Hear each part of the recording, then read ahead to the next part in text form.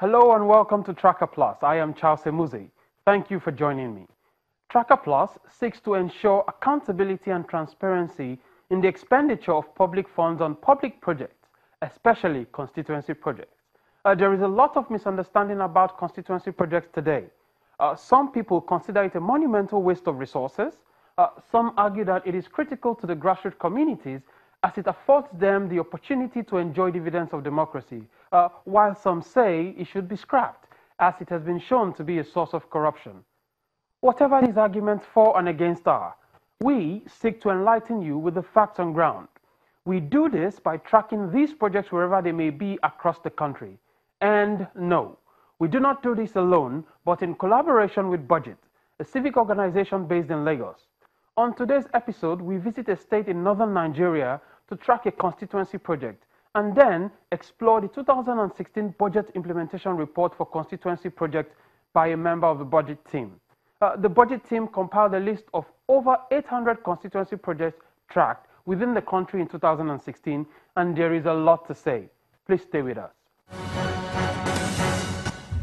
The formation of gullies has become one of the greatest environmental disasters facing some states in northeastern Nigeria.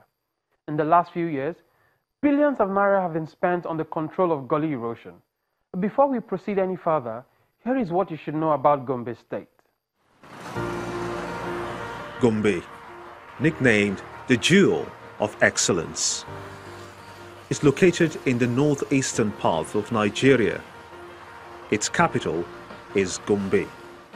Gombe was formed in October 1996 from part of the old Bauchi state. Gombe has 11 local government areas, 14 emirates, and 3 senatorial districts, which are Gombe North, Gombe South, and Gombe Central. In 2016, Gombe State received a total of 2.89 billion naira for constituency projects.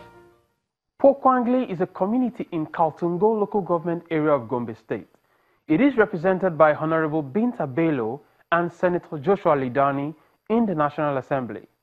Gombe State has had its fair share of erosion troubles, so Pokwangali community isn't left out. According to some of the villagers, during the rainy season, things are usually worse as the erosion makes a pathway for severe flooding in which parts of the villages are cut off from the rest, even the school. In 2015, respite came their way as Senator Joshua Lidani initiated a project for erosion control. This project was placed under the Ministry of Agriculture and was put at 10 million naira. Then, in 2016, it appeared in the budget, scheduled to be completed for another 10 million naira. This time, it was placed under the Ministry of Water Resources.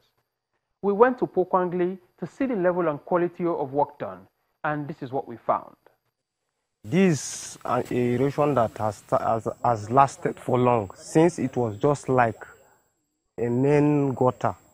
But as you can see, up to this time now, it has become something that it is above our level. We have been trying to do community jobs, tax money from different people outside, and people working around and outside to help to stop this erosion, but as you can see, nothing has been done. So up till it came to the time where this project was awarded, that we heard that a sum of 10 million is being given for a project, and we did not see anything like company.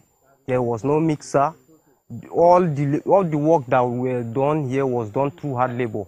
That is with shovel, digger, and the rest. No mixer and nothing. My message to them is for them to, if the government wants to do a job, they are supposed to do a good quality job, that if anyone assists the job, you will be happy and proud of the person representing him. Not a work that if you come out, while trying to help the community, but you are trying, on a way or the other, you start creating another problem to them. So as you can see now, this little place that has been blocked is now making the water now is flowing through left and right. So also causing some minor erosion through side by side, of which if it will prolong, we don't know what will happen between this community and this community. And as you can see, we have children going to school. They used to cross through this place. if it rains, there is no means for them to cross. Likewise, if it is Sunday, if it rains, it will be hard for anybody to cross. And even you people come with your car, I believe if it rains, you cannot cross with your car to this place or maybe to church. That is because of the work they say they did. With respect to the work of blocking the water that comes inward to our land to disturb us, we are thankful that the government has agreed to assist us. However, those who executed the construction did a terrible job. And this can't stop the water from coming into our homes.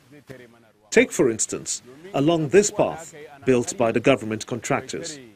The water still passes through.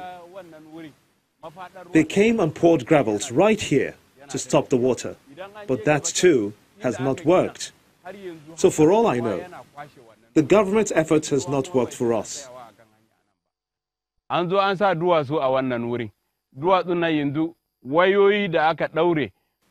are pleading with the government to return and do the job well, to meet best standards. Our lives is in constant danger because of the shoddy job done here. If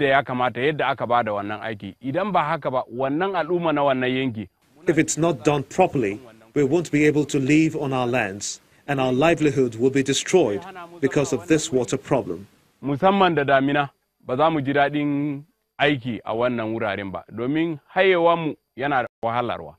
Contractors just come and do what they want to, not consulting us. Not even if we request for something, at least a kind of assistance, or when the work is not satisfactory, they wouldn't even listen to us. Well, our primary school is here. See the primary school. When it rains, the pupils from this side face problem to go to the school. So they have to, when there's rain, they have to stay at home, not go to the primary school. And the erosion is dodging, or at least our houses, and also that hospital where we were, where we started there, the erosion was facing that side. So that's why we started using our community, the local amount we have, small amount we have, we use it to at least control, but we couldn't. That's why we beg for assistance and see what the way they are doing the job. There is nothing completed here. Even the last person that do this thing, and the other pipes there, he said he is still coming back. Since then, he has never come back again. So no one expect this thing to say it is completed. What did they complete here? When you yourself, there, even the place we started there, you see, rain is still digging the drainage. It appears the people of Pokwangali are not impressed with the level of work done. They claim it has left them worse off, and more importantly, they were not carried along in the execution of the project. We tried to reach Senator Joshua Lidani for an interview as at the time of this production, but his schedule wouldn't permit. We will follow up and keep you posted.